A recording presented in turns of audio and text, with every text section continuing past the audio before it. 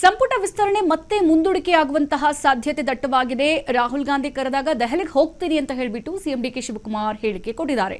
ಸಂಪುಟ ವಿಸ್ತರಣೆಗೆ ಯಾವುದೇ ಒತ್ತಡ ಇಲ್ಲ ಅಂತ ಕೂಡ ಹೇಳಿದ್ದಾರೆ ಮುಖ್ಯಮಂತ್ರಿ. ಎಸ್ಸಿ ಕುರಿತಂತೆ ಅಪ್ಡೇಟ್ ಸಿಗ್ತಾ ಇದೆ. ಇಂದು ಅಥವಾ ನಾಳೆ ಪಕ್ಷದ ನಾಯಕರು ಭೇಟಿಯಾಗುವಂತಹ ಸಾಧ್ಯತೆ ಇದೆ.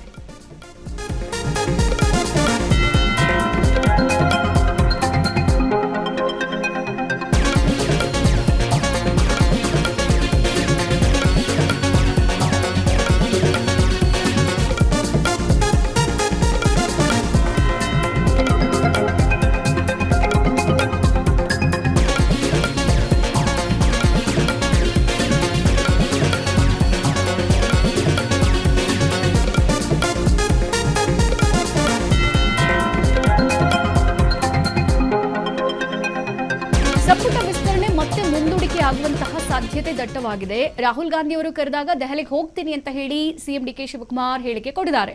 ಸಂಪುಟ ವಿಸ್ತರಣೆಗೆ ಯಾವುದೇ ಒತ್ತಡ, ಪ್ರೆಷರ್ ಅನ್ನುವಂಥದ್ದೇನು ಇಲ್ಲ.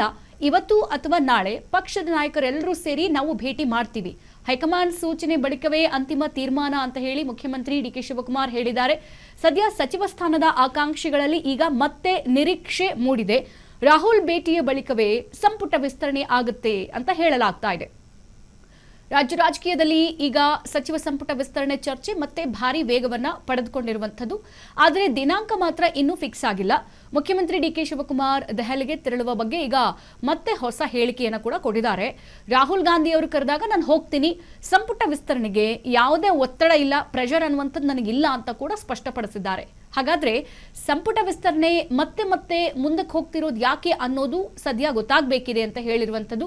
ಸದ್ಯ ಸಚಿವ ಸಂಪುಟ ವಿಸ್ತರಣೆ ಬಗ್ಗೆ ಕಳೆದ ಕೆಲವು ವಾರಗಳಿಂದ ಹಲವು ದಿನಾಂಕಗಳು ಕೂಡ ಕೇಳಿ ಬರ್ತಾ ಇದೆ. ಆಷಾಢಕ್ಕಿಂತ ಮುಂಚೆ ಮಾಡ್ತೀವಿ, ಆಷಾಢ ಆದ್ಮೇಲೆ ಮಾಡ್ತೀವಿ ಎನ್ನುವಂತಹ ಚರ್ಚೆಗಳು ಕೂಡ ಈ ಹಿಂದೆ ಇತ್ತು.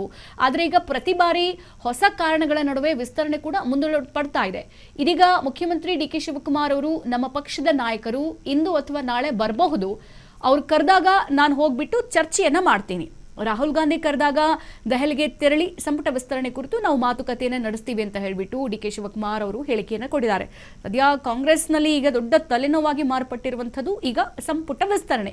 ಎರಡನೇ ಬಾರಿ ಸಂಪುಟ ವಿಸ್ತರಣೆ ಕೂಡ ಆಗಬೇಕು. ಇಲ್ಲಿ ಈಗ ಹೊಸದಾಗಿ ಶಾಸಕರಾಗಿರುವಂಥವ್ರಿಗೂ ಕೂಡ ಒಂದು ಕುತೂಹಲ ಇರುವಂಥದ್ದು, ಬಹಳ ನಿರೀಕ್ಷೆಯನ್ನು ಇಟ್ಕೊಂಡಿದ್ದಾರೆ. ಯಾಕಂತ ಅಂದ್ರೆ ಈ ಸಚಿವ ಸಂಪುಟ ವಿಸ್ತರಣೆಗೆ ದಿನಾಂಕ ಈ ಹಿಂದಿನಿಂದಲೂ ಕೂಡ ಚೇಂಜಸ್ ಆಗ್ತಾನೆ ಇದೆ. ಈ ಹಿಂದೆ 2 ದಿನಗಳ ಹಿಂದೆ ಅಷ್ಟೇ ಆಷಾಢಕ್ಕಿಂತ ಮುಂಚೆನೇ ಸಚಿವ ಸಂಪುಟ ವಿಸ್ತರಣೆ ಮಾಡೋಣ ಅಂತ ಕೂಡ ಹೇಳಿದ್ರು. ಹಾಗೆ ಜೂನ್ 6 ಅಥವಾ 5ಕ್ಕೆ ದಿನಾಂಕ ನಿಗದಿಯಾಗುತ್ತೆ ಅಂತ ಹೇಳಿ ಕಳೆದ ತಿಂಗಳು ಕೂಡ ಹೇಳಿಕೆ ಕೊಟ್ಟಿದ್ರು. ಆದರೆ ಅದು ಯಾವುದು ಕಾರಣಕ್ಕೂ ಕೂಡ ಆಗಿಲ್ಲ, ಸಮಯ ಕೂಡ ಬಂದಿಲ್ಲ. ಹಾಗಾಗಿ ಈಗ ರಾಹುಲ್ ಗಾಂಧಿ ಅವರು ಯಾವಾಗ ನನಗೆ ಕರೀತಾರೋ ಆ ಸಂದರ್ಭದಲ್ಲಿ ನಾನು ಹಾಗೆ ಪಕ್ಷದ ನಾಯಕರು ಎಲ್ಲರೂ ಕೂಡ ಹೋಗಿ ಮಾತುಕತೆಯನ್ನ ಮಾಡ್ತೀವಿ. ಸೊ ಅದು ಇವತ್ತು ಬರ್ಬೋದು ಅಥವಾ ನಾಳೆಯೂ ನನಗೆ ಕರೆ ಬರ್ಬೋದು. ಸೊ ಕರೆದಾಗ ಹೋಗ್ತೀವಿ, ಚರ್ಚೆ ಮಾಡ್ತೀವಿ. ರಾಹುಲ್ ಗಾಂಧಿ ಅವರು ಕರೆದಾಗ ದೆಹಲಿಗೆ ಹೋಗೋದು ಇದ್ದೇ ಇದೆ. ಹಾಗೆ ಈ ಸಂಪುಟ ವಿಸ್ತರಣೆ ಕುರಿತಂತೆ ಮಾತುಕತೆ ಮಾಡ್ತೀವಿ ಅಂತ ಹೇಳಿದ್ದಾರೆ.